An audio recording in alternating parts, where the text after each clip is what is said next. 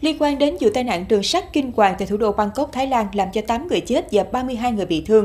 Kết quả điều tra ban đầu vừa công bố mới đây đã gây sốc cho dư luận khi tài xế đoàn tàu được xác định dương tính với chất cấm. Giới chức Thái Lan đang khẩn trương triển khai các biện pháp siết chặt an toàn đường sắt sau vụ thảm kịch tàu hỏa đâm xe buýt tại trung tâm Bangkok vào ngày 16 tháng 5 vừa qua. Đáng chú ý, kết quả phân tích hộp đen và điều tra ban đầu từ cảnh sát cho thấy lái tàu đã dương tính với ma túy. Trước đó tại hiện trường, chiếc xe buýt công cộng do dừng chờ đèn đỏ ngay trên đường ray đã khiến rào chắn không thể hạ xuống. Đoàn tàu chở hàng tải trọng lớn lao tới, không kịp phanh, dẫn đến vụ va chạm khốc liệt.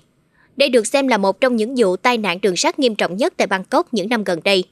Hiện tại, Cơ quan Quản lý Giao thông Công cộng Bangkok đã tuyên bố nhận trách nhiệm và đang tiến hành bồi thường cho các nạn nhân, đồng thời mạnh tay rà soát lại toàn bộ hệ thống rào chắn giao lộ trên cả nước.